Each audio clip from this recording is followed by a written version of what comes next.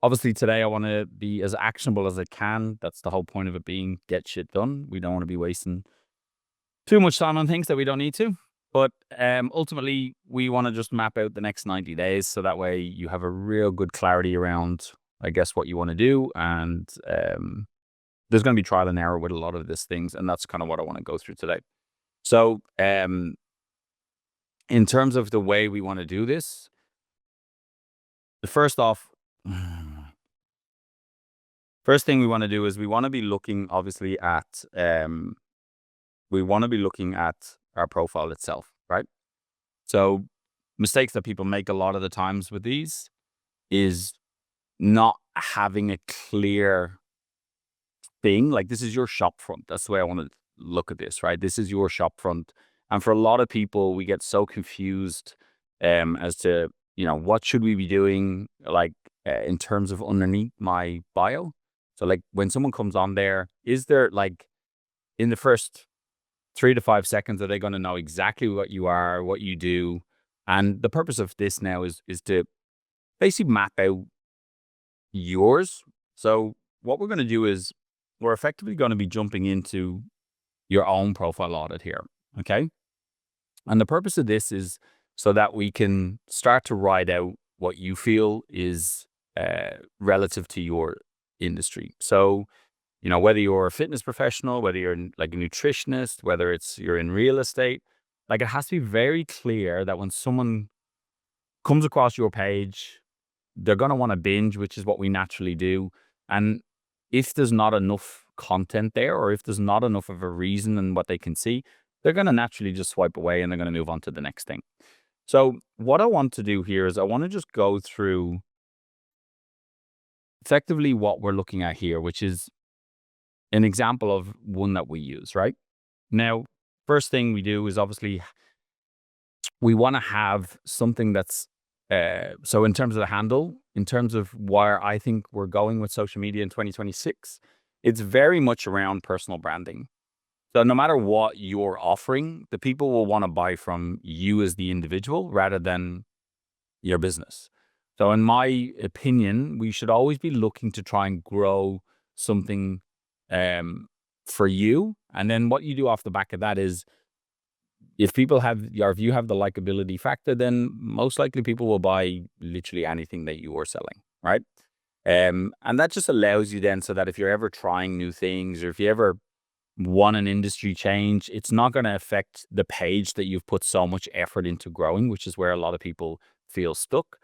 Now, in saying that, with the way the algorithm works, with the way the algorithm works now, we very much can even start a new page and have a good strategy behind what we want to do. And naturally that will grow to where we want it to grow to because of the way the algorithm supports engaged like content. So if somebody's watching your stuff and actually doing the things that we're going to go through today, then it doesn't matter per se if you have 1,000 followers versus 10,000 followers. There is a flip to that, and I want to go through that, right?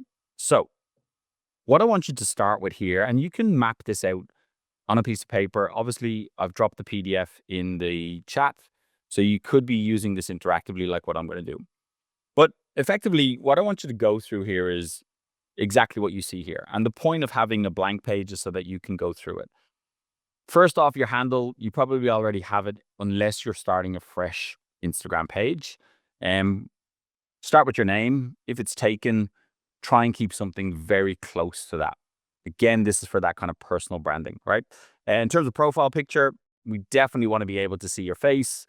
We definitely, like what I usually say is have like a neutral background or something that's going to not be too noisy. I've seen people, especially like in a fitness context where they've got them doing a particular position or something and it's in a gym and it's noisy in the background. Clear. People want to look at you. They want to feel familiar every time they watch your videos. So nice, clear, professional photo is always good. Beauty of AI these days is that we can make it look even more professional without having to go and do a photo shoot.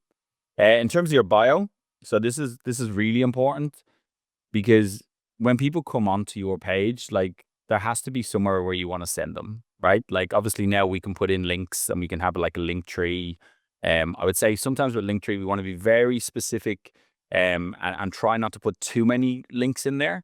Always think about you as an individual. Like if I go onto someone's page and it's, you know, it's bombarded with too much links, I get lost. And I try to say to people, try to just keep it to maybe like 2 or 3 links, and then that should be it. In terms of the category there, so they know exactly what you are. So if you're a fitness professional, it should be saying that you're a fitness professional. If you're a content creator, it should be saying you're a content creator. If you work in real estate or whatever it is that you do, try and pick the right category, because that Instagram will favor that when, putting it out there. Content creation is kind of like a bit more of a broader one, which I would say for a lot of people, we want to make sure that it's a bit more specific to us. So content creator for me is someone who just dances around to trends and gets paid to promote particular brands, which for many of you, if you're watching this, that's not our jam. So I feel like, be more specific to what you're doing. Okay. In terms of the bio, moving into highlights, the highlights is like your little things around stories. Obviously, if you haven't been posting regularly, it's going to be hard to populate them, but we want to effectively have a very clear understanding. What I usually recommend is having some form of a testimonial in there, or some form of products if you're selling products, so people can see them. You can literally spend a day making stories so that you could do that. Obviously, you're bombarding your current followers, but do it sooner rather than later, because then later on, after 24 hours, they won't see it on your story, but it can be there in your highlights. If you're a coach, as an example, it's a really good way, is because what I always say is people want to see, have you worked with somebody who is like me? So if I go into a gym, I'm naturally going to look around. I'm going to look and I'm going to say, okay, that person looks kind of like where I'm at. Cool. This is the place for me.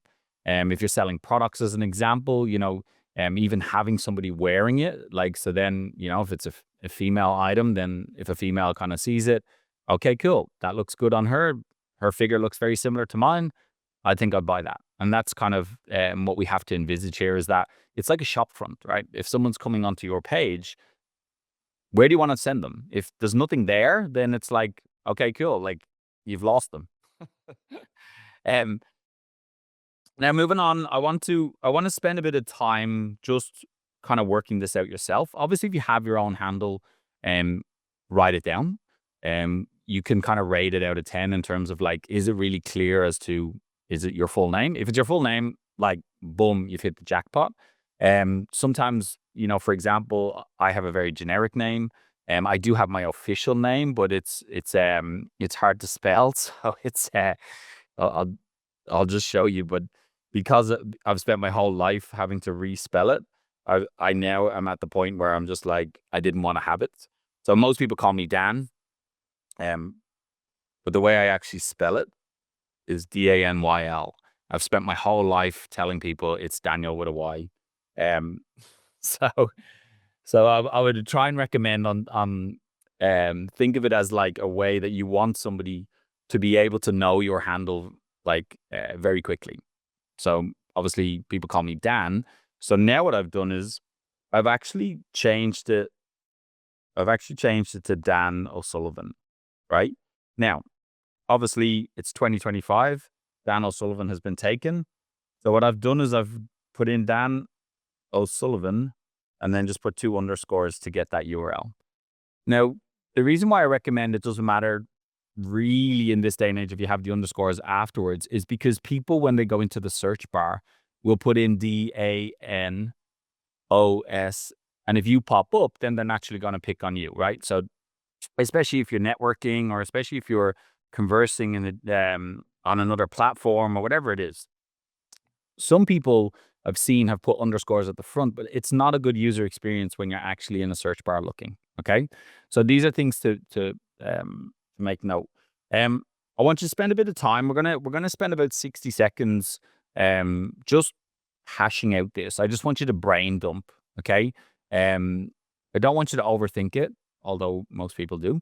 But I want you to just be very clear. You can jump between the two in terms of what we've done, what we recommend, and then obviously what relates to you. So profile picture is just more of a a tick, like have I actually got a good profile picture? If I don't, then it's an actionable. Update profile picture. Okay. If it's a case of you don't know, follow the steps here. Use AI, color the background a nice neutral color, something similar to what's in your color palette. If you've done some branding and you have a color palette, but just make it really visible. Like again, nice big smiley face, or you make it warming, right? Like if you want the person to actually um resonate with you. Now, if it is a specific business, obviously just have your logo. That's what I would recommend. But for the purpose of this and getting shit done, I think it's important that we actually focus more on building your brand, which I think is where most people, your personal brand, right? In terms of category, you can just go and, as I mentioned, pick what it is that you do. So if you're a jeweler, if you're in real estate, if you're in fitness, just pop it in there, right? Now, um, in terms of the headline, the headline is who you help, right? Now, the reason why, so obviously, when we focus on the headline, we do put in our name. So you'll see here, we've got, this is Dan, okay? But then put what you do. And the reason why we do that is because when you go into the search bar, it'll have your name as like, so let's say, for example, here, if I typed in Dan and I came up as my username, it would tell people that I do content marketing, that I am a social media specialist. So that's why we do that. So that's in your name itself. You just put your name, and then I recommend just putting kind of what you do after that. That's going to be really beneficial in terms of people having a good understanding, even in a search bar, if they were searching for you, okay, or searching for someone like you. So, for example, if it was real estate or jewelry or something, and someone typed it in the search bar, you're hoping that you are naturally going to come up there, okay? So have a little think about that name first, and then one or two things of what you do. If it was a fitness coach or if it was a weight loss coach, then it would be Dan, weight loss coach or weight loss specialist. If it's a real estate, maybe it's like Dan, realtor or real estate specialist. And that way, then it just makes it really, really clear and simple as to what you do. Okay. If you have any questions, drop them in the chat on that one, and I can quickly go through them. If your name is in the actual URL, I think that's good. In terms of how you access the headline is your name. So it's like you change your name. So if you go in and you actually put in that I'm going to change my name, let me just pull up my Instagram so I can. It's very hard for a man to do two things at once, but we'll work on it. So I go into my homepage. I go into edit profile, and then I have my name. Sorry, one second.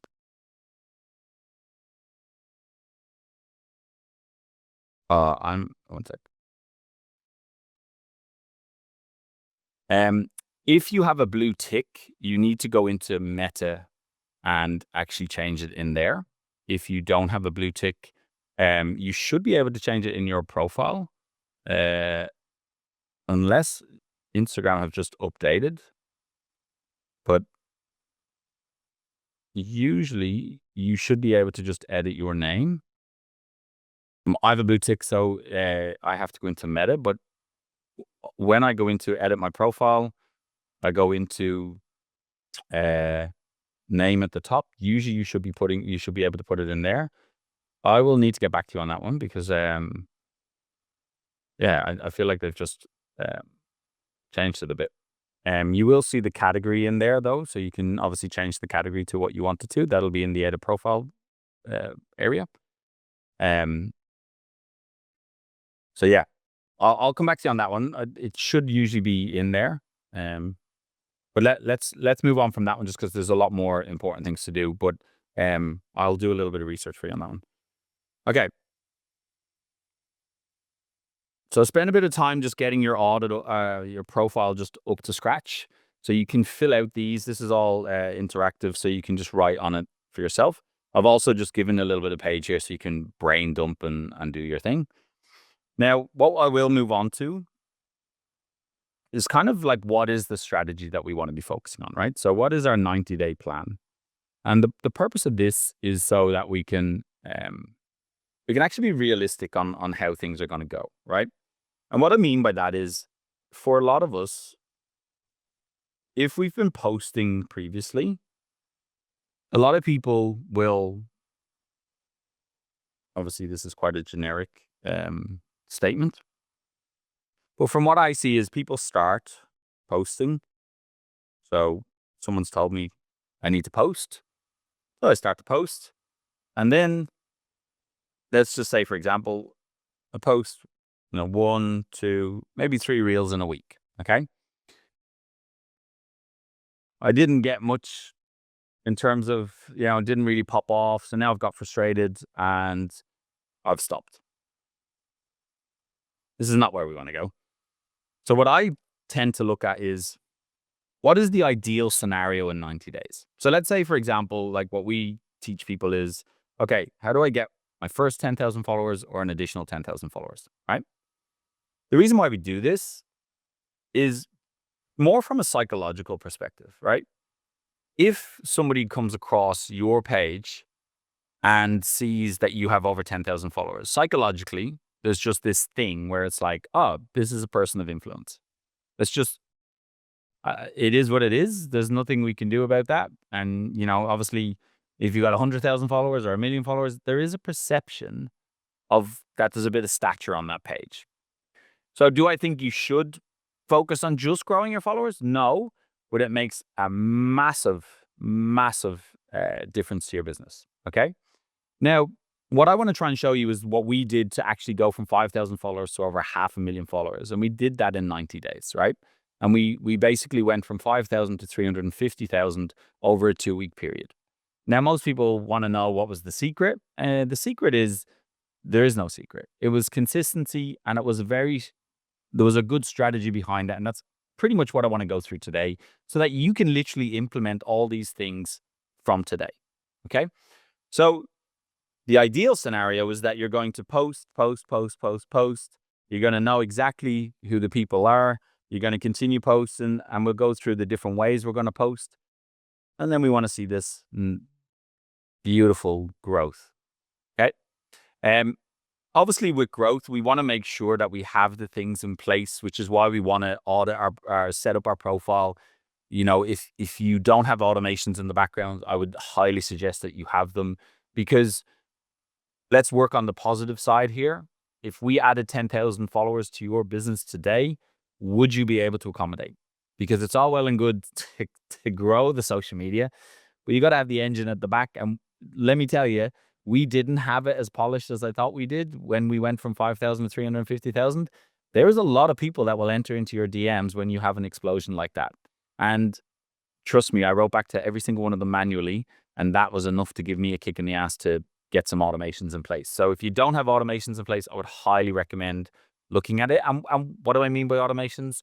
Things of like, if 1,000 people commented on your post, is there an automation in place that when they get into the DMs, you know exactly where they're going to go, whether it's for your free thing, whether it's to book a call, whether it's to buy something off your Etsy store or your website.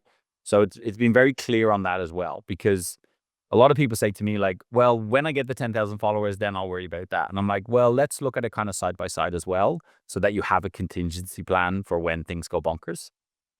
And I'm a big believer that if you do exactly what's kind of asked of you today, you will grow. And we've done this with people who stay true to it. They've actually grown more than 10,000 followers. So I like to be conservative, and maybe that's my detriment, but I'm giving you worst case scenario here, right? Just think about it this way. If you're putting good content out there, you get rewarded, because Instagram or TikTok, like, they want people on their platform.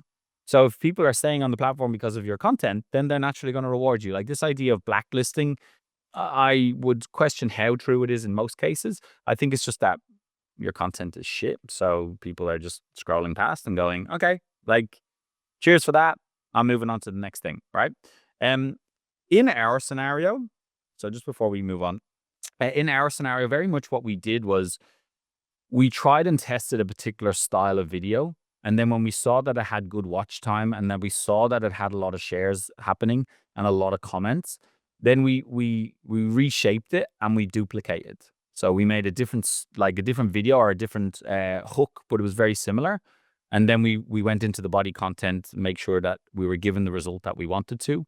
And what's ironic is if you make a video that raises an eyebrow and potentially has a positive or a negative outcome, and maybe never always the same, then that's where you'll naturally get people conversing, whether it's good or bad, because at the end of the day, it's just about getting comments in there, especially if it's for the awareness stage, right?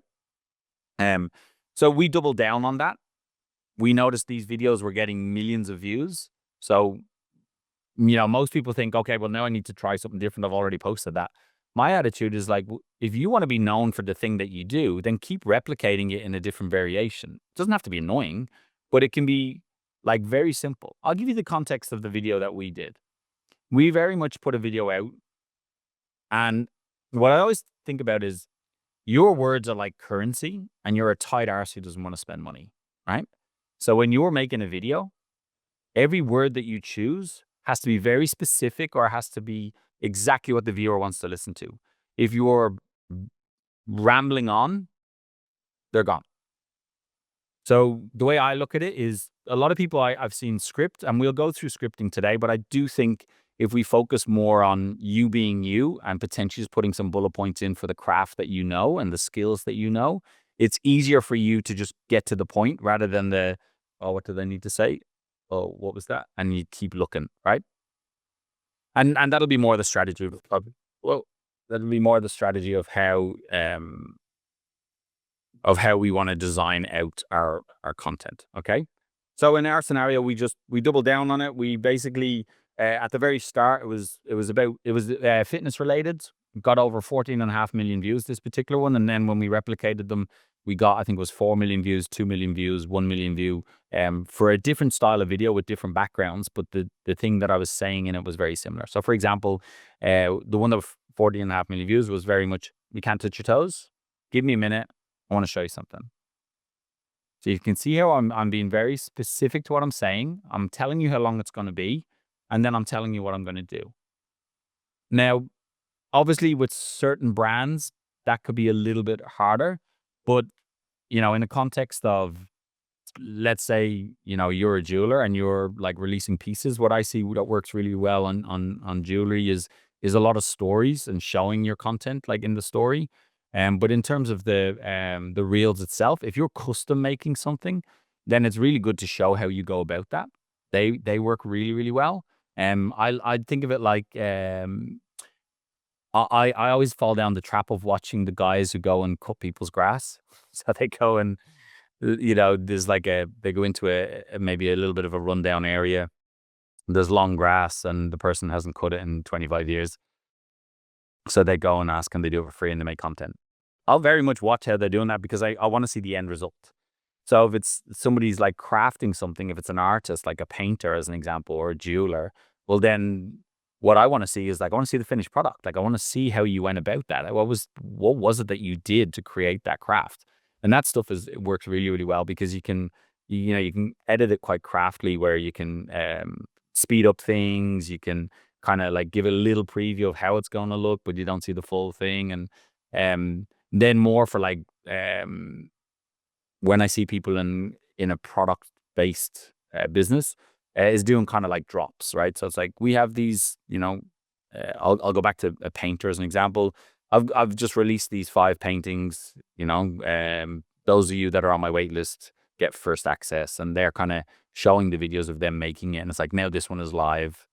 And that works really, really well. So again, if you were a jeweler as an example, you could have like, I've made a watch and I've custom designed it, or I've got this, this necklace as an example, and it's a one-off special.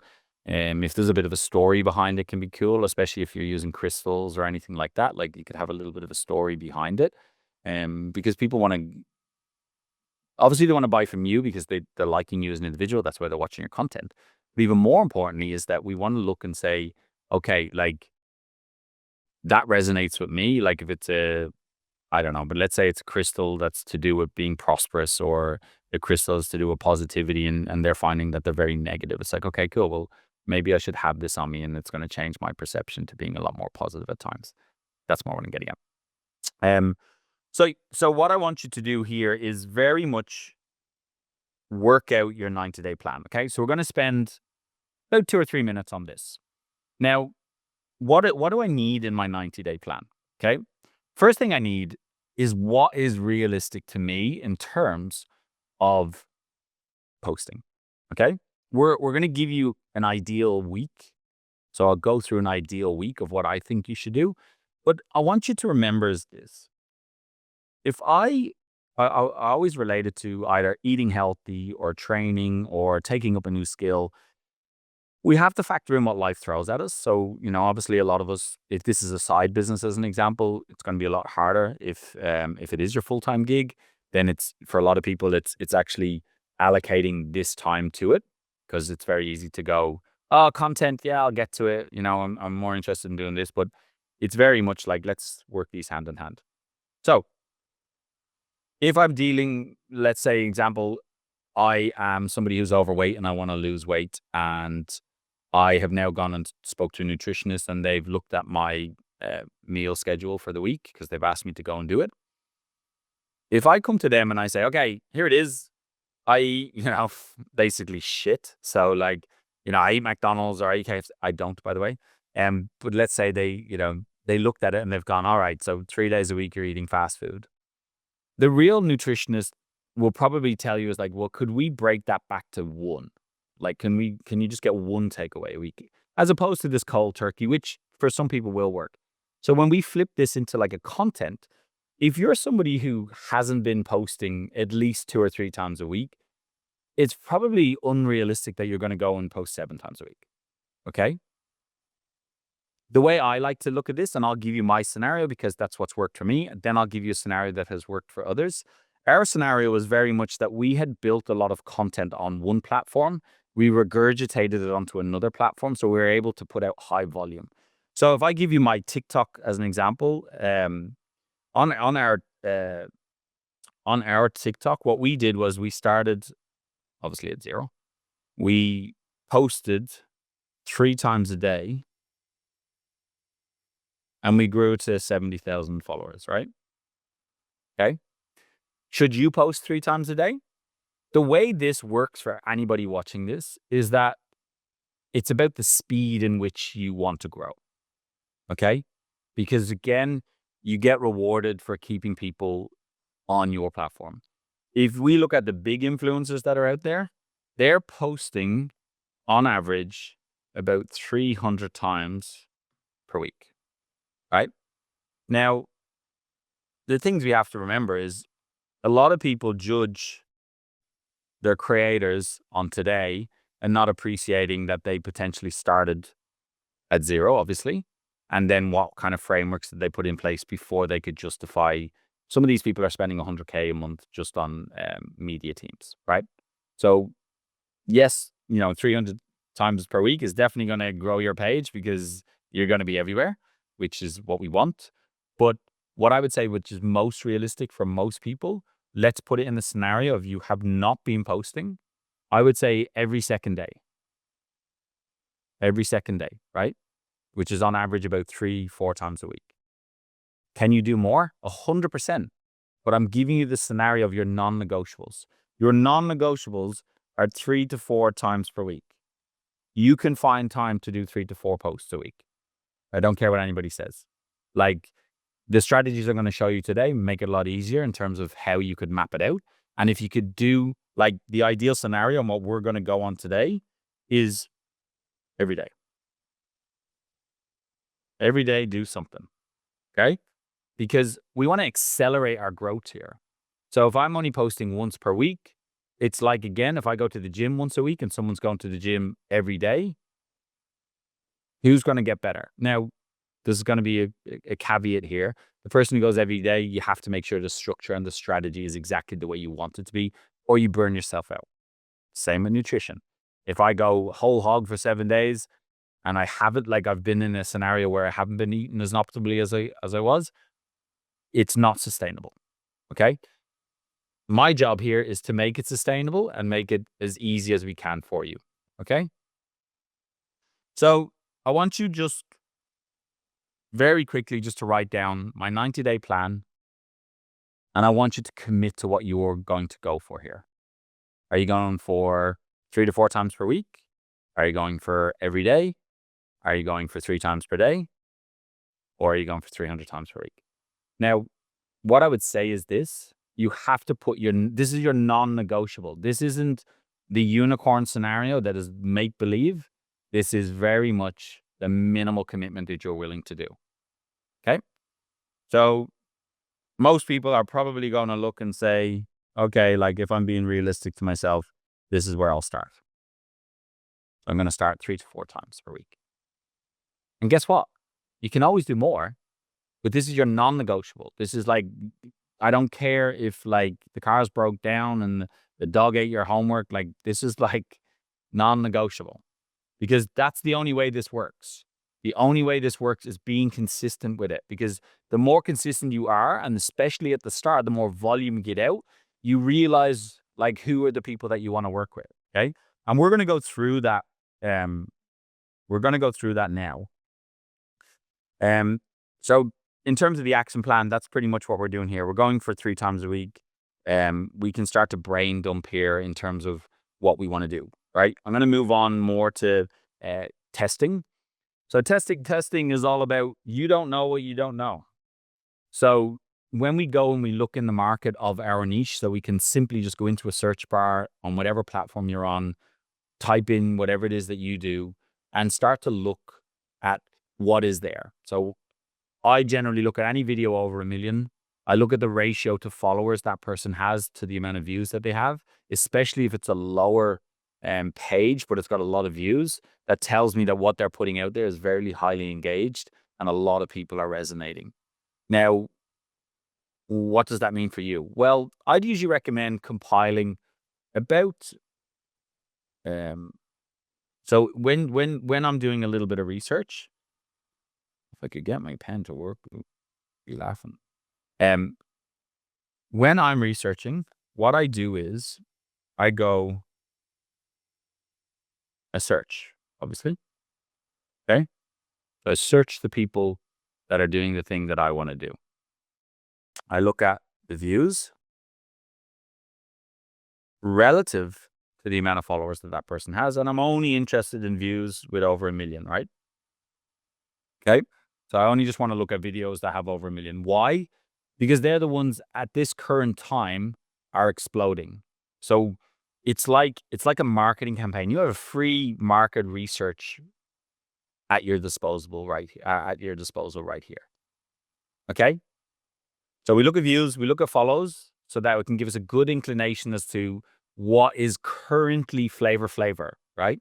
Because in 30 days or in 60 days, that's going to be different.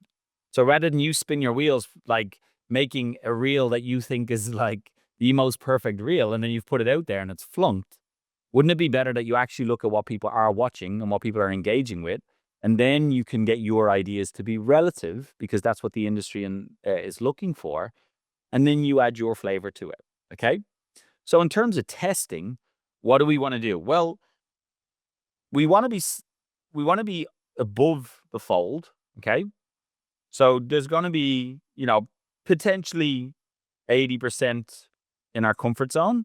Once we've started to put videos out, we know exactly who we want to serve, and we know exactly the videos that we've been putting out. Okay. Now, there is going to be a 20%, which we're hoping is going to continue to grow us, right? But what we have to remember is that 20% is effectively you trying new things. Maybe you've found a trending audio that you just want to put onto your cool video that you've made. Maybe that's the reason that you gained an extra few followers or an extra few views. And we're going to talk about attention versus authority today, so you get a good understanding as to why we would do what and when. Ultimately, we want to keep this to a minimal, right? But we do appreciate that if we're trying new things, there might be videos that just flunk. We're okay with that. We just know that we don't replicate, right? Never make the same mistake twice. That's usually how I try to live my life. So I hope that's clear. If there's any questions, drop it in the chat on that. But very much testing is the idea of once you've found your groove because you've gone and searched what the market wants, you've put your flavor to it, you're kind of 80% of the time just continuing with that. But then you're going to keep every so often test a few things just to see how they go. You might surprise yourself. In my scenario, I was so pedantic with keeping things really like, I wanted the audio to be perfect. I wanted the visual to be perfect. The video that got 14.5 million views was a little bit blurry. There was parts where I cropped myself out by an accident. It got 14.5 million views and it grew us like outrageously. So the best advice that I give you is this. Ready? Fire. Aim. Get ready. Get it out there. Then start to worry about who you actually serve, right? Because you don't know what you don't know. You might, again, when we start to go into our content strategy, which is what we're going to move on to now, you might have an idea of who you want to serve, but then in the next 4 weeks, that might completely change because when you look at the metrics of the people who are watching, even the locations of where they are, that can completely revamp your whole approach. So in terms of the content strategy, we do want to try and find the people that we're working for, right? Or at least the people that we want to help, okay? Now, who do we want to help? Well, here's an example. We want to understand the demographic that we want to serve. We want to understand what it is that they're going through in terms of the pain points and obviously how our skill is going to help them, okay? So this one here is the thing that is going to change. Unless you've been doing this for a certain amount of time and you can go into your insights on your social platforms and you can actually look at who you're helping and you actually look at who is engaging in your posts in terms of the age, the location. For the moment, you're trying to build out your ideal person, okay? So if you're watching this and you are consistently posting and you have been for quite some time, then you can go into your insights and you can go and see what location, as I said, what age, and is it male or female as an example. If you haven't, then what I recommend is that you spend a little bit of time just kind of working on this. So you would just basically work on, okay, well, I've been doing a bit of reflection on who I want to help, and I think I'm going to help 40 plus year olds, or I'm going to help business owners. Or if you're a product, it's like, well, we offer one-off designs for females. So it's like, the reason why we do this is because if I can spend a bit of time and fill this out, guess what? Now I know who I want to talk to. And the beauty of that then is that when I start to make a video, I can literally reenact and look in the camera like this and actually talk to that particular individual. Why? That's related to a product. There's inventory there. There's probably a finite amount that you have.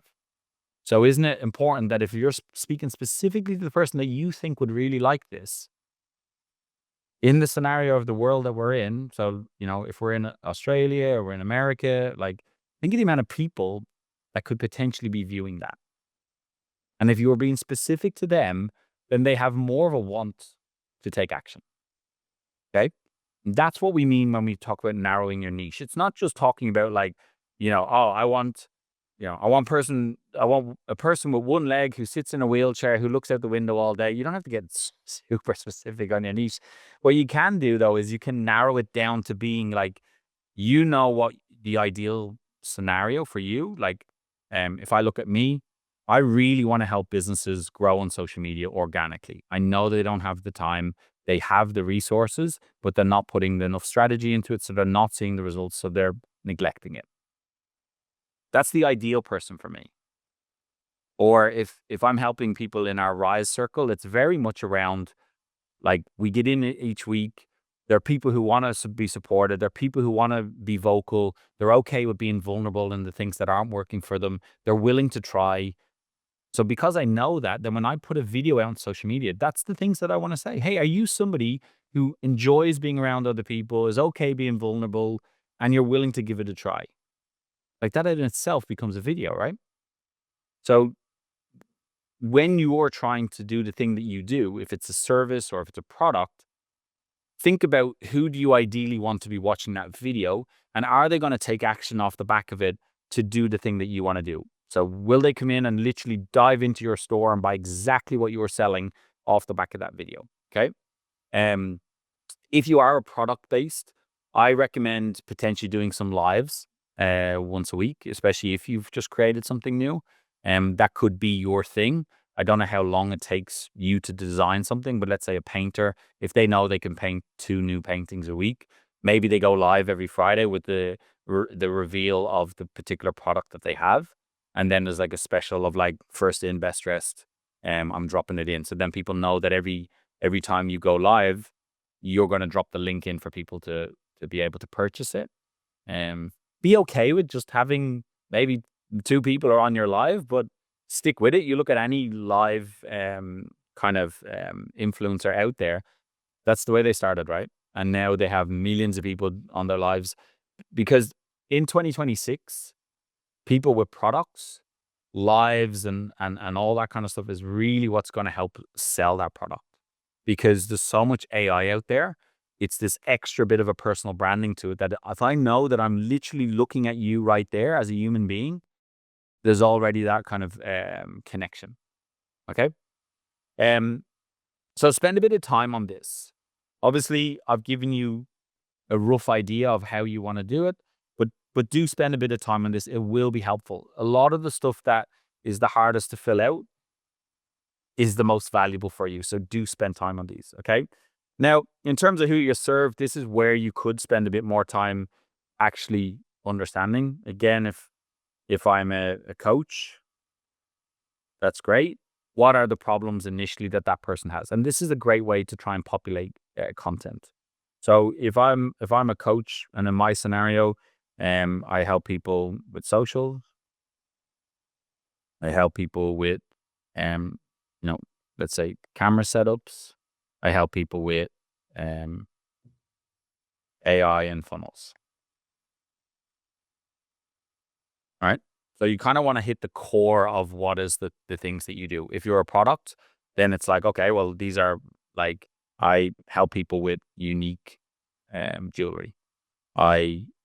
In terms of the 3 points, it's like, what's the biggest problem that these people have? Maybe they don't like generic ones. They like the idea of that it's a one-off and that no one else has this. So again, this is the way, is like, I always like to see things from an eagle-eyed view. So if we can start specific and then we start to branch out, then this will give you a better idea as to how you can then start to literally understand who you serve. And again, you'll revisit these things. We'll probably revisit these once a month. So then you can go, well, actually, now I've realized, that actually it wasn't socials. It was actually just Instagram, because that's where most of the people are giving me attention. Or maybe it's like, you know what, I've been making this type of jewelry and it's been for females, but actually I'm noticing more men are writing to me. Okay, cool. Well, then let's double down on that. At the end of the day, most people are showing up on social media to make money, right? It's not really social media anymore. It's interest media, right? So it's like, someone's interested in the thing, they'll spend more times there. So it's like, nobody, correct me if I'm wrong, but nobody really wants to just sit there all day on social media. I certainly don't. I like getting out into the fresh air and playing with my kids. So for me, it's like, when we have a good strategy in place and we let automations do the work, then we don't have to spend all day, every day on socials, which is why people give up on this. Okay.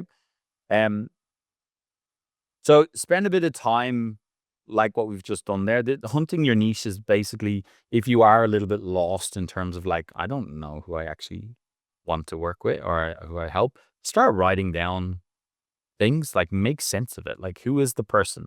Okay, is it male? Is it female? Or, if it's a fitness coach, are they overweight, or do they have back pain, or do they have Like, start to map this out, and spending a bit of time on this is going to be super effective, because what it's going to show you is when you brain dump, you actually will surprise yourself. And most people, if they don't know where to start, it's easier not to start.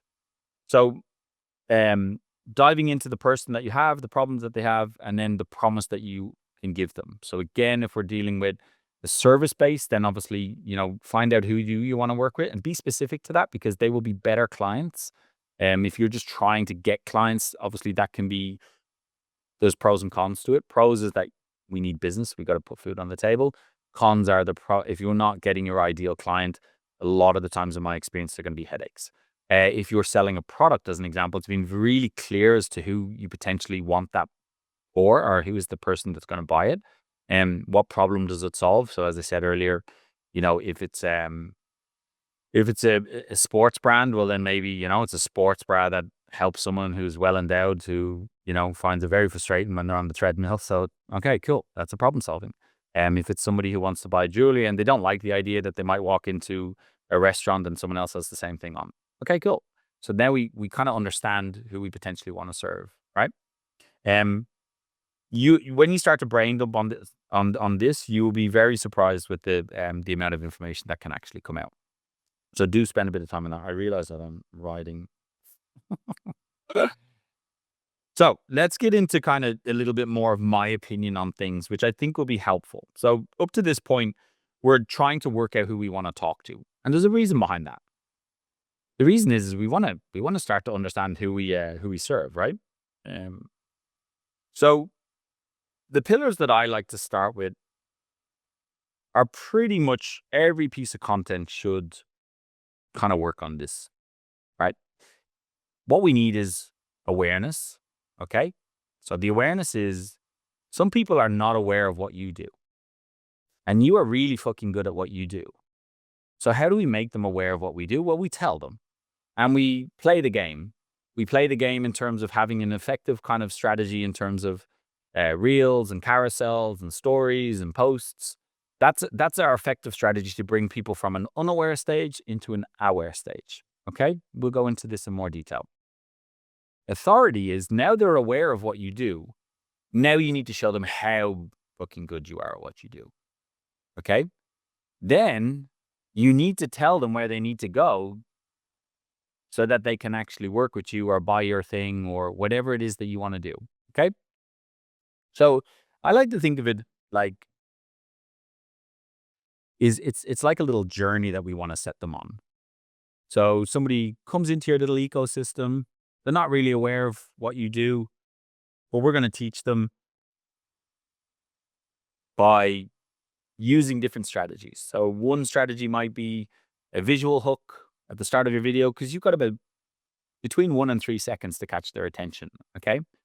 For an awareness stage, reels and carousels are your best approach. Okay.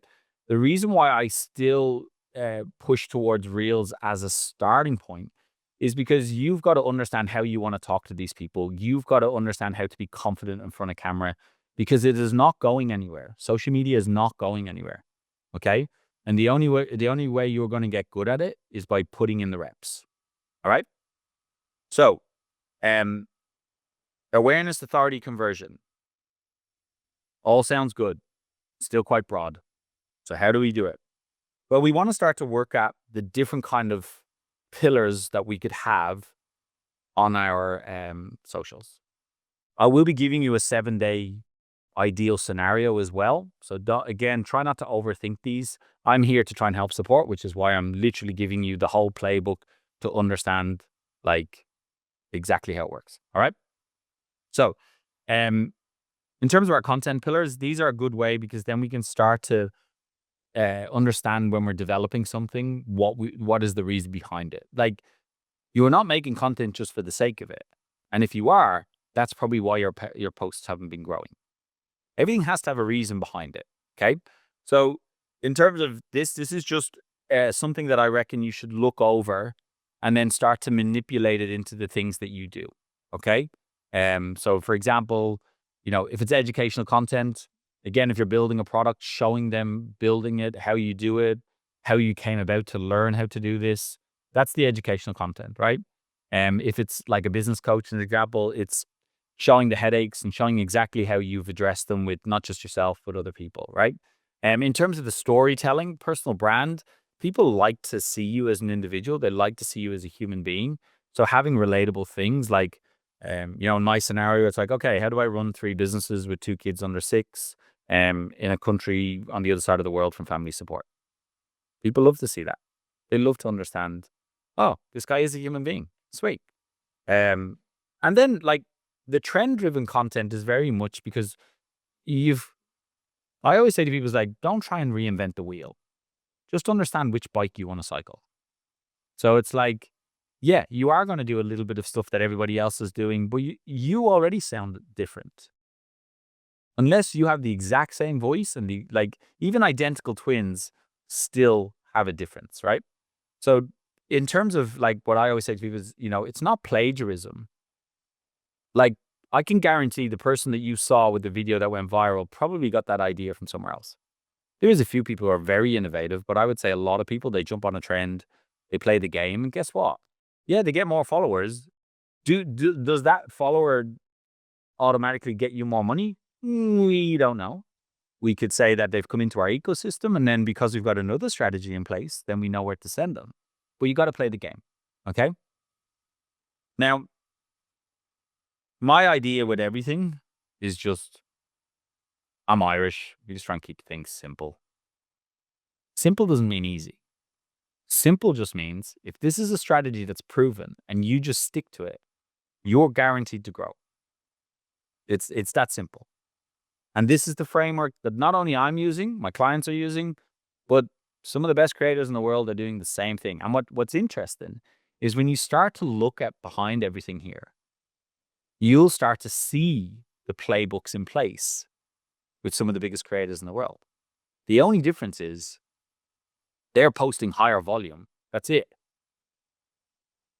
Like, I can't stress it enough. Like, if you think of a destination, how do I get there quicker? I do more reps. I do more miles. It's that simple. So if I want to drive from, the Great Ocean Road, well, if I'm in a Ferrari or I'm on a push bike, who's getting there quicker? So it's like we have to appreciate that I can't afford a Ferrari, so I have to use the vehicle that I can afford. And that mightn't necessarily be just from a financial perspective. It might be from a time perspective. So my allowance is only this amount of hours per week. Okay, cool. That's what you have to deal with. Don't get upset because someone else is getting there quicker than you, because maybe they've just allocated more time to it or more resources. Okay. So keep it super simple. I said this off screen. Practice makes progress. And you don't know who you want to talk to until you put it out there and realize who's actually engaging. Okay. Don't strive for perfection. I'm working very heavy on myself to not be a perfectionist. It's not going very well, but I would always say it's just like, get it out there, see who's engaging. And from that point, then it gives you a better idea of, who you want to serve. Okay. So what am I doing here? Well, the seesaw for me is the balance between authority and attention. Okay. So the idea behind this is, I'll give you an example. So we have a video, I said this earlier, 14.5 million views. Okay. And I have a video that has 200,000 views. Okay. Now I'm showing you this because it's relative to the amount of views that I was getting versus it'll make sense in a second. Right. But let's say, for example, you have a video that gets 1,000 views. Let's say you're a new page. Right. And then you've got one that has 20 views. Okay. You're seeing the difference in the ratio is what I'm trying to show you. Right. Why am I highlighting this? Because this got people onto my page, allowed us to grow from 5,000 followers to over 350,000 followers in a 2-week period. Okay. Then they came into our ecosystem. Okay. So they're in the ecosystem. This video was very much more of a call to action video. So it got a lot less views. But this video we can attribute over $100,000 just from that one video. How can we do that? Because this video had an actionable that they had to go and do. And off the back of that, they booked calls with our sales teams. They came in, they signed up. So that's how we can attribute that kind of money to that particular video, because it had a particular CTA. So we know exactly where it came from. So the reason why I say this is because people will tell us not to get focused on vanity metrics. My approach is, this stuff is still very, very important, because if I only have started a new page, or even if I just have a page that's a bit stagnant and it's, currently sitting at 1,000 followers, okay, I have less opportunity to get to this 100K. Whilst if I have the opportunity of, doing this and this, then it's an ecosystem. And the ecosystem is that people come in, and eventually when you hit that first 10,000 followers, it gets a lot easier because people naturally follow you more when you have more followers. It's fucking weird, but it's true. So what I would always say is when you have intent behind everything you're doing, you don't have to explain yourself per se. So one of the biggest things that I've always changed my mindset to be is wants versus needs, right? So most people think in a very, I would say not the growth mindset, is that you only focus on what you need. But actually, if you focus on what you want, you don't have to explain yourself. If I want to spend a couple of $1,000s on a watch, I don't need to explain that to you, because I just wanted to. If I told you I needed it, now you have something to ask. So in terms of the reason why I'm saying this is because when you're posting on social media and you're posting for whatever reason, if you have negative comments, that's fine. If it's in an attention video, attention based, know that you're probably going to get negative comments, but it's still going to support your algorithm. While as you are going to show them the authority, so that when, if, just trying to see if I can, if somebody comes in, let me just rub this out for a second. So if somebody comes in to your particular page, right, and you've been focusing on the strategies that we've just put in front of you, well, this is the way it's going to work. Person comes in because of your insanely good video where you're doing a trend, or make the trend relative to your industry, by the way. I'm not saying just go and fucking dance because because it's getting millions of views elsewhere. I'll give you the good scenario of the game that we play. So we have 2 videos. We have a lot of videos that are specific to the thing that we did for this particular page, which was, it was a fitness industry. So a lot of the videos were around fitness. Okay. But we also were crafting, we put a few viral videos out. Like, for example, we put a video out of a little gecko, and the little gecko was just moving his arm like this. Okay. But the caption said, the noise was this kind of Chinese music that just sounded like cracks nearly. It was like, and then it was, the caption was just like,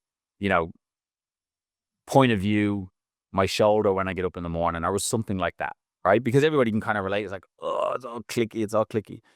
The call to action was to do with getting a free program for your shoulder. That video got 22 million views, right? So you can imagine how many people came into the ecosystem because it was still relative to the thing. It wasn't just a dancing trend where someone said, oh, that was funny, cool. Now they move on to the next video, and the next video, you're selling an item. They're like, oh, that doesn't relate to what the viral video was. But if the viral videos, you quirky, another one was, we had a panda rolling down a hill, and it was put ice on wherever hurts. You're over 40, put ice on wherever hurts. And it's a fucking panda rolling down a snow hill. So it's people look at that and go, oh, that's funny. And then guess what? The CTA was, comment flexible below and we'll send you a free flexibility program to help you in your 40s. That one got 14.5 million views. So it's people will give out about these things, but the only person that's given out is the person who's not willing to do it, to get the followers that they want to then actually bring people into the authority stage, which is where you're ultimately going to get sales. Okay? So you can be a little bit crafty as long as it relates to what you're offering. That's the one thing that I'll really stress. So if someone comes in into your ecosystem and it's relative, most important thing, it's relative to the thing that you do, then they go and they watch other videos that you do. So that's where it has to be on brand. Okay. I'll give you an idea on that in a second. Then what we do is we go, they're in my ecosystem, so they're watching my things. Then they're now coming into the authority posts that I'm posting. They're getting more engaged. And ultimately, now they're willing to take action. Now, what we look for in our business is we have this idea of a traffic light. Okay. So your traffic light is your way of like basically working out who's the people that we're going to work with. Okay. And this will make sense now. Green lighters are people who put up their hand straight off the bat. Yeah, it's me. I want to work with you. Awesome. Orange is where we spend most of our time with people.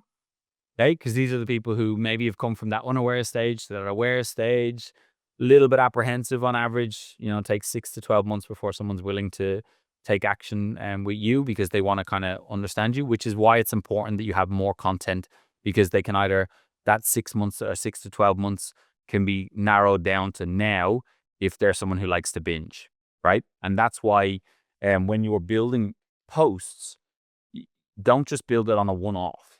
Because if you know where you want everybody to go to, then, so for example, if I look and I say I'm going to build a month's worth of content, then I have a month of where I'm trying to basically bring people to certain areas. Okay. So, in your scenario, or like in a scenario where somebody is selling a product, then what you could be potentially doing is your CTAs could be around like, what are the benefits of this? Okay. What are the benefits of buying a unique piece of jewelry? Well, no one else is going to have it. Why would they want to reach out to you? Well, we do monthly drops, and those on the wait list get the first access. So comment wait list below, dive in. We give you great knowledge around like how we actually, the products that we use when we're making our jewelry, the stories behind them. And then we highlight people who've bought them. We give you a little story as to how that was relatable to them and what they've loved about it. And then we go live every week to show you, I guess, what's in the works. So for someone, let me just grab sorry, I just need a little working page. Where are you?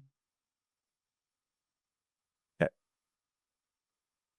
So let's say, for example, we go, and this will make sense when we go into our 30 days. Okay. So when we go into actually planning out the 30 days. So we've got 30 days. It would be good if this work. All right. So you got 30 days. Okay. So effectively you've got,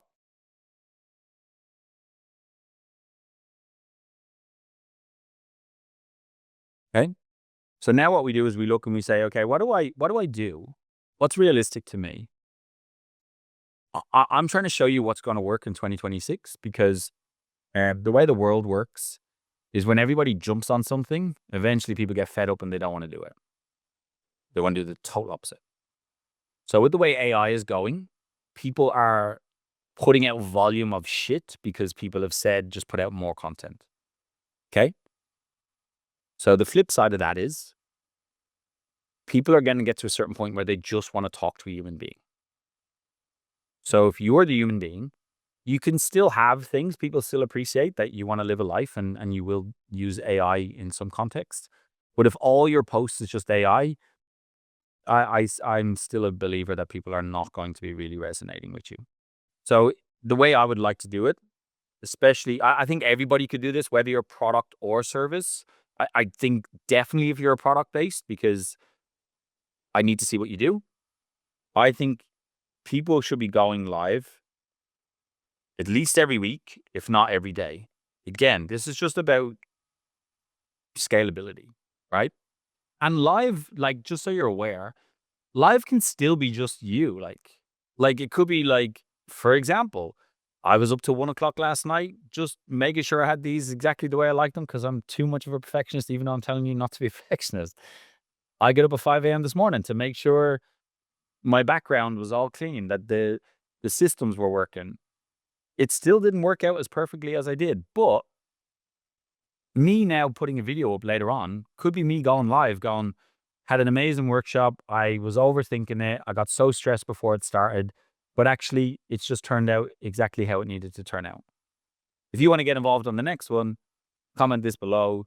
You see what I mean? You can use your experiences as part of it. So if you're, again, we'll use jewelry as an example. If you're making a piece and you've had a mistake or something, or, the process of it, even just you putting a camera whilst you're doing it, people watch that.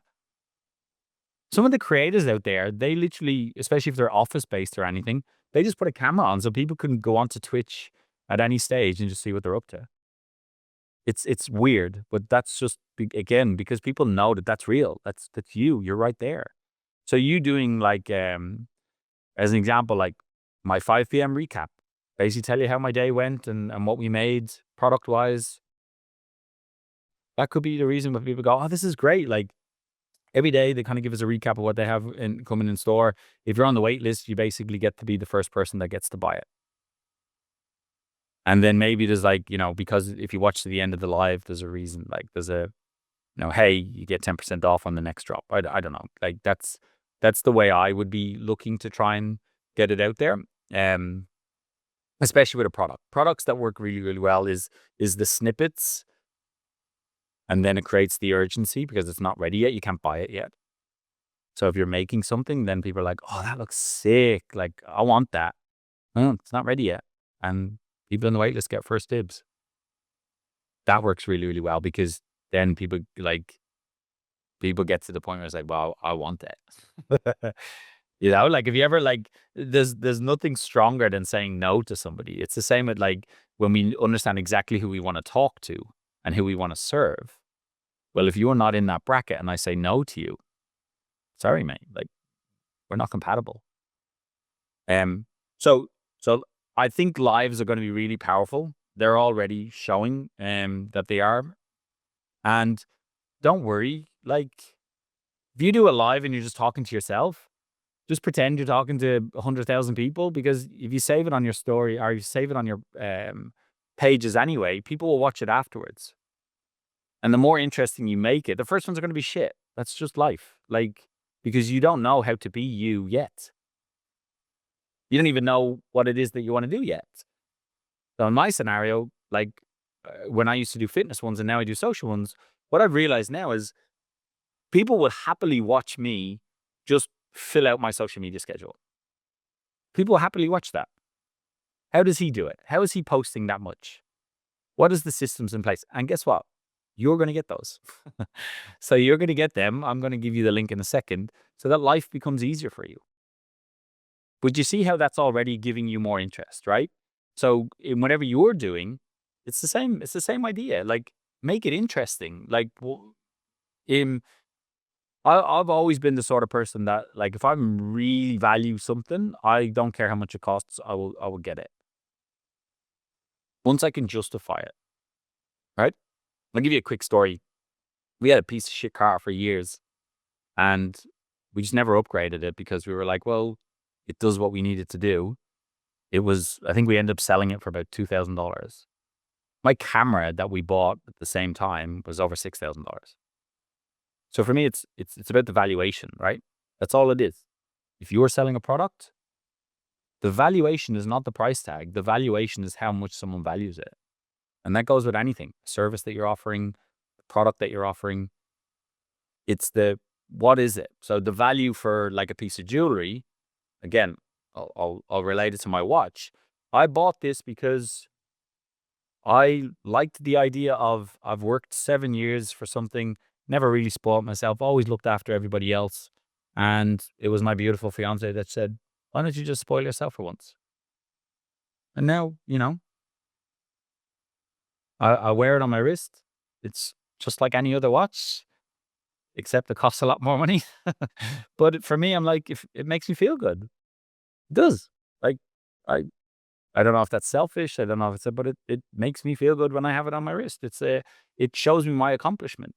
So if I saw somebody doing a merch drop and I know it's unique, no one else has it, and it's something that I see the value in it, of course I want it because I know nobody else has this. Nobody. And that's a beautiful thing in itself. Um, and the only way you're going to build urgency on that, this is for anybody with a product. You'll notice it now when you see people doing product launches, is giving the teasers along the way. So even if it's like, maybe you're live on week 1 and it's like, great news. This whole month, I'm going to be spending developing these for, I don't know how long it takes someone to develop something, but let's say, if it's a painter, it might take a week. If it's jewelry, it might take a month. But whatever it is, you basically like, this is what's on store. This is what I'm building. And then maybe one of your lives is you actually going through, like, this is how I make the bracelet, or this is how I make the necklace, or these are the hardest parts about this. This is the easiest parts. Or, you know, when you do anything and you make it look really seamless and really easy, that's when people really see your craft, right? I used to be a handstand coach. And when I used to demonstrate in front of people, they're like, you just made that look so easy. And I'm like, yeah, that's the 10,000 hours that I put into this, right? Because you need to make people like, again, social media. I, I've been nonstop talking for 90 minutes about something I'm so passionate about, and I find it easy to just talk about it. It's the same thing, right? I've just put in the reps. But people want to see that because otherwise people don't know what you do. So if you have a product showing like, okay, like okay, I'm building a necklace or I'm building earrings. Okay, so your live could be, today I'm going to show you the 4 steps that I use to actually build or to create beautiful, or whatever it is, use the words, earrings, right? Or today we're going to go through why a clasp is one of the hardest things to develop. Like, it's like you can be specific to the problems. Or if I'm selling like a t-shirt, it's like, today we're going to go through like the headaches of trying to sort out the actual print that you want on your t-shirt. If you're a business coach, you could be like, in this live, I want to literally go through the steps that I do to onboard new clients. Like, it's not like someone goes, oh, well, now I have the onboarding, so I'm not going to work with you. That's good. No, people pay for the accountability, or in a product space, people pay for the scarcity or just the luxury of having that thing. Okay. But if they don't know what it is, or they don't see that it's coming, it's not like the worst thing somebody can do is like build an online course, not tell anybody about it, and then when it's ready, tell everybody. Because you've just spent all that time making it, and now potentially someone, like, no one's buying it because they didn't even know you were doing it. So I think in a product space, you'll notice, and you'll see this now when you watch, is anybody in a product based, you'll see people are doing this idea that they're starting to let you know about it. And then maybe it's behind the scenes of like, oh, I've nearly got everything ready for my latest drop. Like, here's 3 of the 5 items that are now ready to go. Like it's that little kind of creating urgency. And it's like, you set a date, right? You're like, okay, so 31st of January, we're releasing our next 5 pieces. Over the next 5 weeks, I'm going to be showing you the ins and outs and the behind the scenes of how I made all these, or the creativity that I implemented. Use the good words. It works. And then alongside that, we're going to go through the other things that we're going to do. Okay. But the live, then it just gives that more of a, sweet, I know who this person is, right? Let me just catch me bearings and go back to where we are. So we understand who we want to serve. We've kind of hashed out the problems or the benefits of your thing. We understand why. So we want that awareness to bring into, to move into authority. So they say, yeah, this is the person. Let's keep it simple. And let's now look at the strategy behind things. Okay. So the reason why I like reels, number one, is because you have to talk. So, people then get to see who you are. And that's the reason why they're potentially going to put their hand in their pockets and give you some money. Now, with reels, what you got to remember is this. A lot of people have this fear of like, I don't want to post because I'm a bit nervous that, I'm a bit nervous that people are going to judge me or whatever the case is. They're not going to buy from you, honey. So fuck them. Like, it doesn't matter. They're just going to help your algorithm. That's the way you look at it. So they're like, cool. I keep you up there on the top shelf in the awareness stage. You are not coming down here to the authority stage because you're not going to work with me. Okay, cool. You've still helped me, so thanks. I don't worry about them. I don't necessarily take negative comments to heart. What I do though, because just who I am, I'm a little bit thick-skinned and like to be a bit of a smartass. I'll usually wind them up.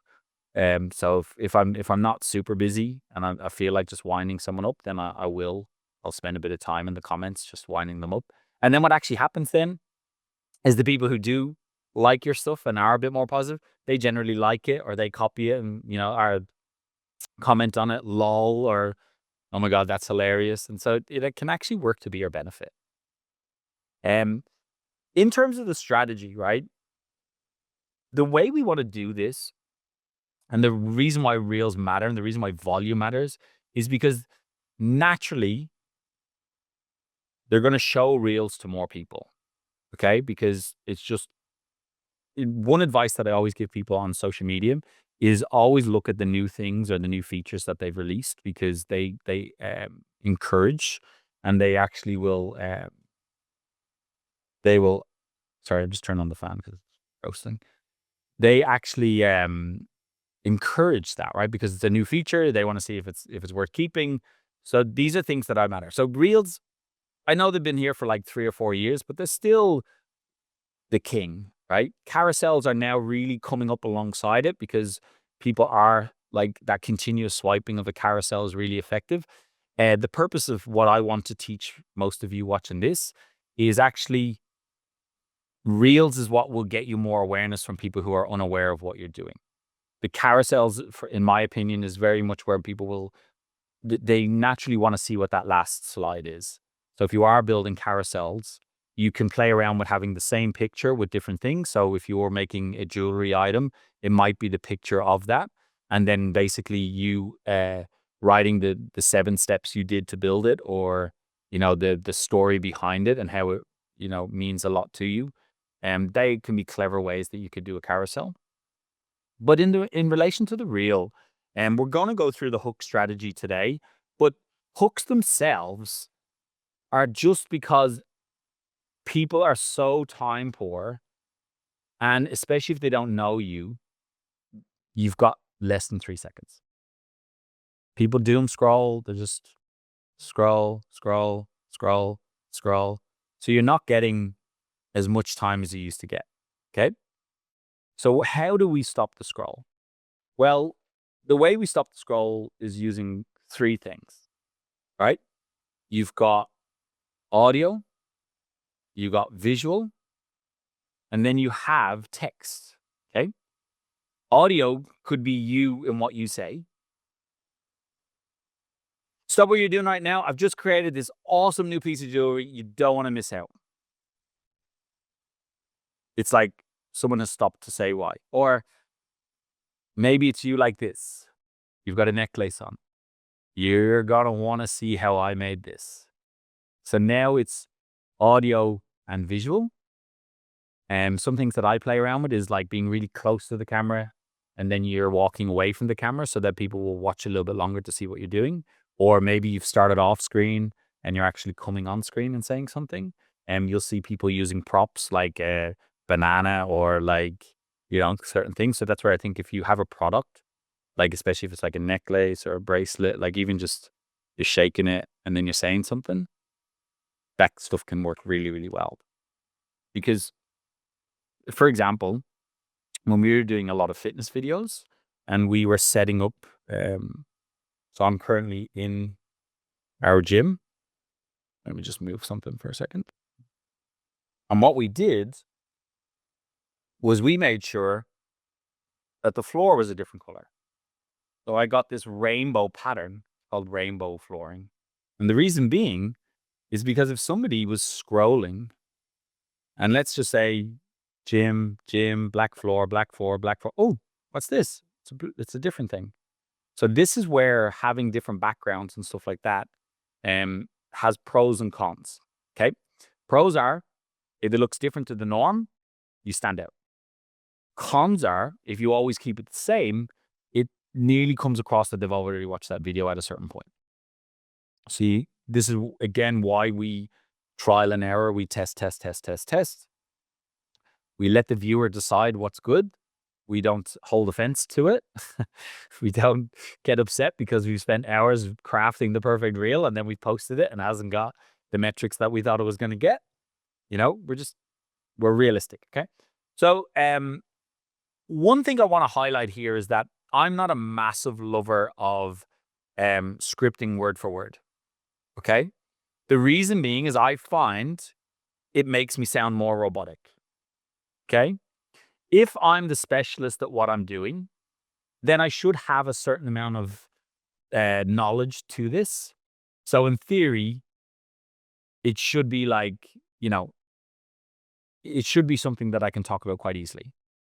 So what I like to do is more around like bullet points. But the reason why I have a script example here is because if you're what I always recommend is that if you can set in your calendar maybe once a week where you write and script.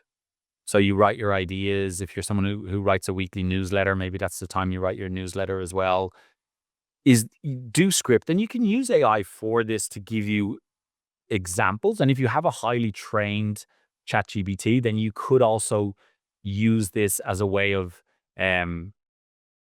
it talking like you because you've trained it enough. But ultimately, it's still got to sound like you. That's the most important thing. Otherwise, it just falls in the cracks of just being regurgitated shit like what everybody else is doing. Okay. Now, the good news is I have created a custom GPT called Get Shit Done. And I'm going to give you that too. So that way you could actually use that. It's highly trained with a lot of the psychology behind what I'm teaching here. It knows exactly my methods. So it'll give you good kind of reels and good strategy for your social media. And then you can start to kind of manipulate it to sound like you. I'm always open for feedback on this as well because we can continually train these things. So I'd love for you to dive in and then have a look. I'm going to I'll drop it in the comments in a second when we get to that slide. But do script a little bit. But when you ultimately want to get it out there, we want to understand the why behind it. And we want to be really talking about your craft when you're putting it out there. Okay. So your first 3 seconds basically are to get your watch time up. Okay. The way algorithm works is it effectively goes out to, so you post the reel. Okay. You posted a reel. Then what you do, it sends it to 10% of your followers. Okay. So 10% of the followers, if they engage for more than 3 seconds, it sends it to another 10%. Okay. For a good average, because you can see this when you go into your insights, ideally, like a super video would be wanting to get over 10 seconds. Okay. Now, why am I highlighting this? Because people get very upset that they put out a 90-second video and their average watch time was only 3 seconds. Now, there's a few things that we can look for here. We can look at how many people actually watched the whole thing. And then we understand that there's awareness and there's authority. So, if only 10% of people watch the whole thing, that's still pretty decent. But it is what it is. You're not going to get 100% of people watching all your stuff. You're also going to get people unfollow you every month. That's just part of the process. People just fall out of love. Okay, cool, no problem. So when when we cracked the algorithm, as I call it, when we went from 5,000 to 350,000 followers, we knew the video had cracked the algorithm. And the reason how we knew was because every time I opened my app, there was 100 new followers. And then I'd refresh, 100 new followers. And then I'd refresh, 100 new followers. And this just was like insane. It was bonkers. So what that told me was that people were engaging because I had said, can't touch your toes, give me a minute, I want to show you something. So that was my first 3 seconds, and that passed the test, right? Then because I gave them something in the body of it, they started to engage with that. So because they started to engage with that, the algorithm said, this is an interesting post, we're going to send it to more people. And then it was just that repetition just happening over and over and over and over and over.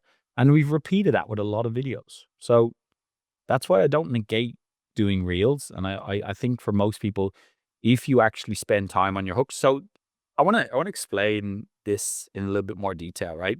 I am conscious of our time, but know that I'll happily go through this. If you got to go, you got to go. But I'm happy to keep going through this because, yeah, I'm weird about what I do and I love it. So the way we knew that this then worked was that, let's say we've got 5 hooks here, okay?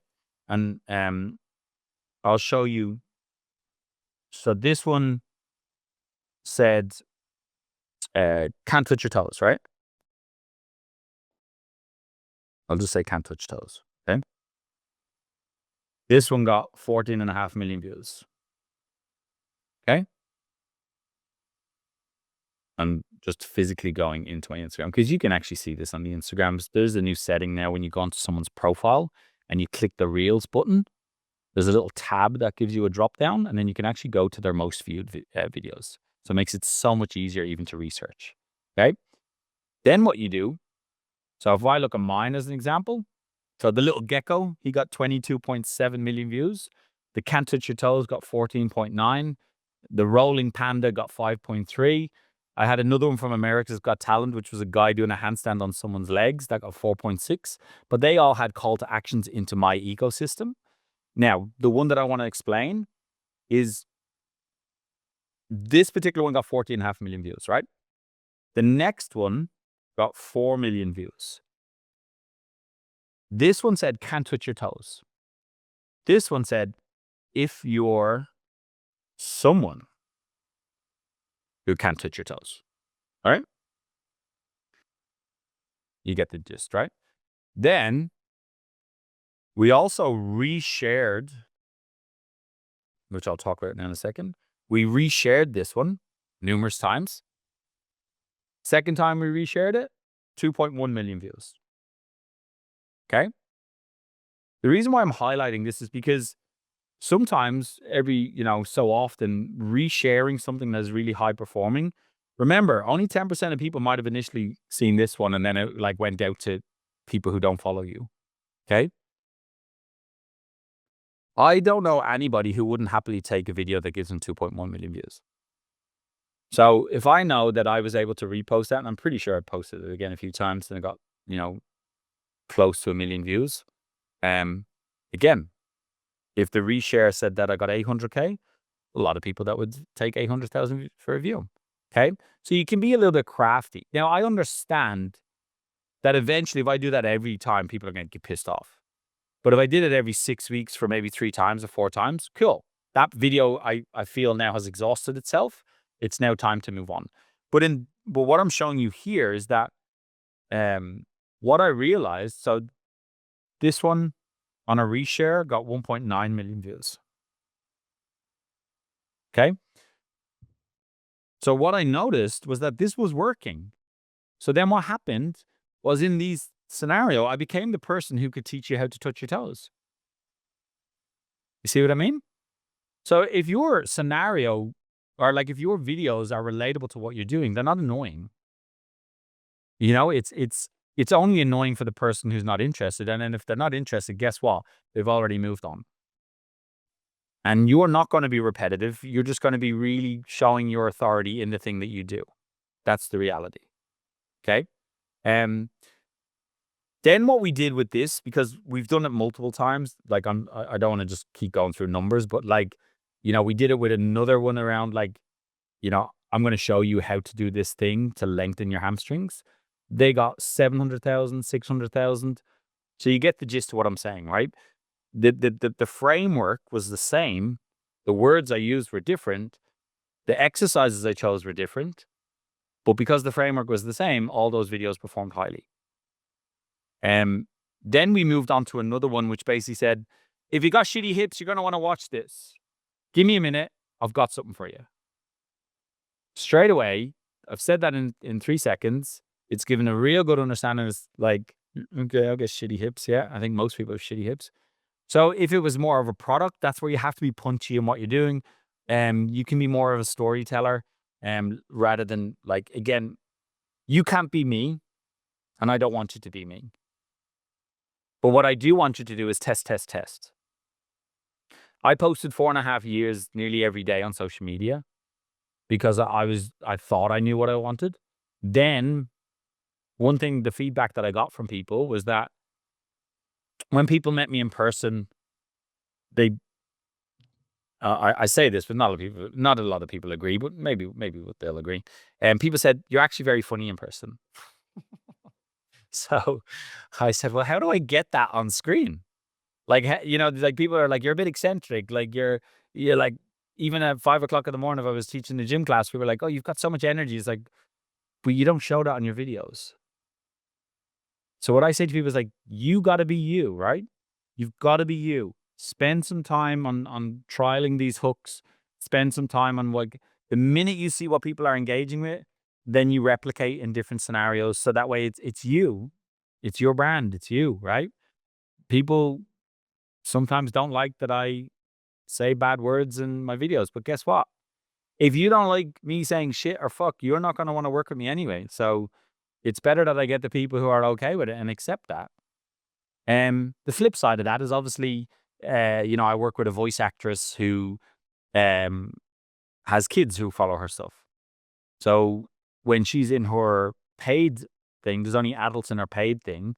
So she does naturally curse a little bit more, but she doesn't do it on socials because that wouldn't be a good look. So you've got to pick your market for sure, right? But you've also got to be yourself, right? Like, okay, so I do want you to spend some time on getting some hooks out there. I have put in like a good few things. I've realized that I've worded these wrong, but the next thing we want to do is we want to talk about the CTA, right? Because you're not just spending your time and effort building stuff for social media, and then people get to the end of the video and, okay, cool. I just scroll on to the next video, someone else. So your CTA is your call to action. And your call to action doesn't always have to be a sell. There's a few that we can go through. One is follow. If you love the products that I'm designing, please help support this channel by dropping a follow. It helps me to know what people are engaging with so that I can start to make even more products like this. Share. If you love our diamond necklace, share it with someone who'd love this for Christmas. Or, like, give an actionable. You might think there's studies to show and there's research in people with videos that don't say follow my page versus people who do say follow my page. So I always say this is like, you're the shepherd and you have to guide the sheep. And if you don't guide them, they're just gonna go. They're gonna go all over the place. Okay. These are the soft ones, right? It's like or comment. Your comment might be, let's say you have a carousel and you got 5 products that you've put out there or something like that. Then your comment might be, comment below your favorite design. So it gives people more of it, especially if you're at if someone's at an idea stage. I'm just gonna take a bit of my coffee before it goes cold. If you're at an idea stage, hey, I'm designing a new series of necklaces, and I'm going to be dropping a carousel this week. So you're saying this on the live, and I'm going to be going through the development stage of the 5 pieces or the five. Um, Let me make it a bit more clearer. I'm struggling with trying to design the necklace, and I've got 5 ideas. I'm going to be dropping a carousel this week. I'd love your input into what looks the best with the pendant that's going to go on it. And so then people are looking and like, you might like number 2, and then all of a sudden, majority of people like number 4. You're like, oh fuck.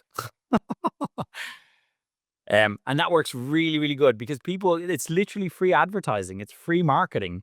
And the one thing that people are a lot afraid of is asking. When I first started, I used to go, hey, are you guys enjoying my content, or would you like me to do something different? And then I'd put a poll on my story and be like, which do you prefer? Do you prefer that I be a dad and you get to see that insights, or do you prefer that I'm working out with my kids, or do you just prefer that I shut up in my videos and just show you exercises? Do you prefer that I actually give you the demonstrations? If it's in social media, it's like, do you actually like when I break down how to structure a reel, or do you prefer that I'm just putting videos out that are quirky and funny? You don't know what you don't know, but guess who'll tell you is the people that are following you and supporting you. So that's really effective. The most important CTA is more around what you're doing. So if it's the wait list, if it's a trigger word because I want to give them a lead magnet or like a webinar or something like that, then it's exactly how you probably got in here. You commented webinar, and then my automation sent you the thing. That's just to deal with volume. Like, as much as you want to talk to people, I would say be AI where you need to be AI, be a human where you need to be human. Naturally, I don't have notifications on my social media because I don't like to spend a lot of time in there. But if I post something, then I'll naturally go in there and have a look. And so if somebody has wrote to me and my automations have sent them, then I'll usually just send a quick message. Quick caveat, you can type. I'm really good at typing. I still think I can only type maybe 60, 70 words a minute. But I can talk 180 words a minute. So usually when I reply to somebody, I turn on my phone and I use the audio to text. And that way I just go, hey, how did you go? Did you have any questions? Boom, sent. Took me, less than 3 seconds. So I get a bit pissed off when I see people a lot about this, like, just put a bot in there and just do all that. I'm like, okay, if my service involves empathy, or if my service involves me wanting to be me, like, and not just this generic thing, then I'm happy to spend a bit of time. I'm happy to give people, if I was in a coffee shop, I would be happy to give people a bit of my time. And I think it's super important. Okay. Um, Hopefully that resonates. Um, so in terms of like a strategy in place, right? So this is kind of like what I always kind of give as a rough guide. Okay. Start of the week. You might so for example, for some reason Sundays are really busy for me. So sometimes that's why the engagement stuff here is where it's like ask questions, start conversations, build community, and boost the algorithm. It's worth my time spending a bit of time actually manually in there on a Sunday because I just have people who are more active. Um Potentially because it's the weekend, right? So like if I'm trying to help business owners, well, guess what?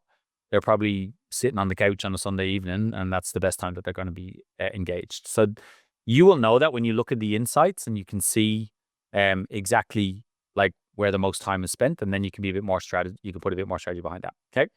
Um, but take a bit of time to try and reflect on this around your own business, because this is going to be really effective if you're somebody who's going to commit to posting every day. Because what I want you to remember is the harder parts are like the reels and editing them, but you could still post a story in 2 seconds of you just talking. If you want to go live, you could still put that you go live once a week as one of those posts. Remember, make it easier for yourself, because if it's simpler, you're more likely to do it more often. Okay. Um, so the idea here now is giving you an actual. I realize it's gone a bit. Let me just pull this down. Is giving you our actual custom GPT. So once you've compiled all the information above, then you can simply just click this and it'll actually put you into the custom GPT you click the button and it'll prompt you to actually get your stuff out there. Okay. So it's important that you've kind of done the stuff before this so that you know who you actually want, because that's what it's going to ask you. It's going to ask you who you serve, and it's going to ask you those things. Okay. Then what I recommend you do is map out your 30 days. Okay. So this idea here is just to give you ideas for the full 30 days. So like, first day I'm going to do a reel, second day it's carousel, third day it's story. Again, I feel like this makes it a lot easier for you as an individual when we see that. So you're going to get access to the planner. The way it looks is we've basically got your whole month built out. Okay. So when we look at the way this is, we can say, okay, this is my 30 days, right? I go into my planner, and the way the planner works is more your stages of the way you're doing it. I don't know why it doesn't want to zoom out, but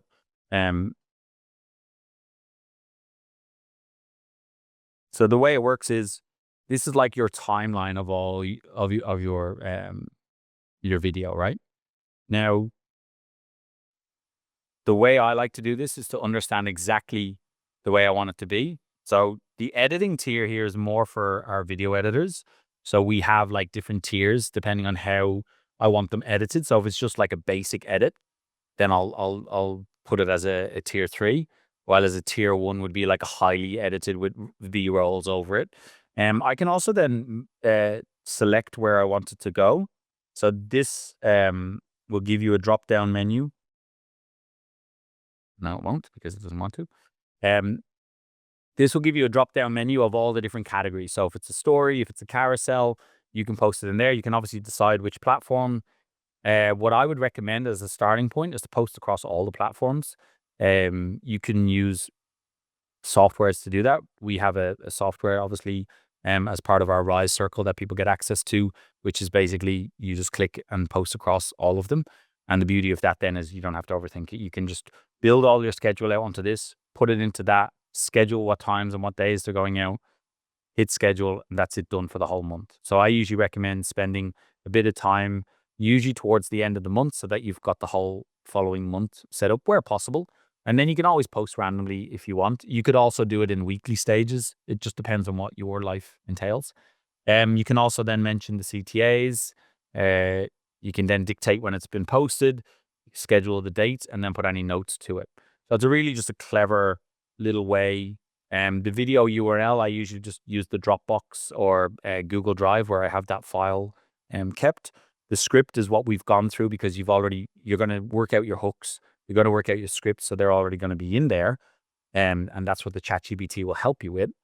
And then you can obviously do the stage of like it's ready for edit, it's published. So, you can decide. Okay. Really, really seamless. I think most people overthink these things. This is the way we do it. We just keep it very, very simple. Simple doesn't mean easy, just as I mentioned. So what I would usually do is recommend that you kind of brain dump some content ideas, spend a bit of time on that, like what we've gone through today. And then once you've got your content ideas, you can relate it to this. So you're like, okay, well, if I'm doing how many reels, you count how many reels over the 30 days that you're going to do. Okay, what's the topics? What's the hooks that I want to do? Then once you've populated out all those ideas, then what I recommend is actually start to populate into your actual database here, right? And then this database just goes on forever. So you can just keep putting them in, keep putting them in, keep putting them in, keep putting them in. Okay. That way, then if you are somebody who has a team of people, it makes it really easy for them to see where everything's at and what stages they're at. We also use a task manager for this just because we help manage other people's social medias. So just in terms of volume, sometimes with a task manager like Notion, or we use ClickUp or Monday or Trello, is then you can actually assign automations to people as well. So that way, if I'm dealing with a business that does 40 reels in a month, there's all automations in place that the person who needs to be notified is notified at that time. Okay. But from a starting point, this is super simple, right? Keep it super simple. That's what I always say to people. Okay. You're more likely to do it then, right? And just like, it's like a thing, you have 3 tabs open and you'll go, Okay, here's my idea. I drop the idea in there, and then I put it in the schedule. Okay, I haven't filmed it, so I need to film it. And then you see how this can make things a lot more seamless. Okay. Um. All right. So I've pretty much covered the majority of things that I think are super important. Obviously, with stories and stuff like that, we can work at like behind the scenes. Um, I think I touched enough on it. But in saying that, I don't know what I don't know. So if you do have any questions, then I'd love for you to fire them my way. Okay. I've just pre-prompted some of them there, just because I think to give you an understanding, a lot of the people that I do talk to are nervous about showing up because they don't really know what to do. I hope I've cleared that up today. They're afraid to be in camera because of what people think. Again, they're not the people that are going to buy from you. So in the nice way possible, try not to worry too much about them because they're just going to help your algorithm anyway. Your first video is going to be shit if you're only new to posting reels. Mine was shit. My second video was shit. My third video was shit. Pretty sure my first 20 videos were shit. Then I got better. But if I stopped then I wouldn't have got the opportunities that I've had. I wouldn't been able to build the platform that I've built. Ready, fire, aim. And if you've got questions, fire them and I'll try and aim them in the right direction.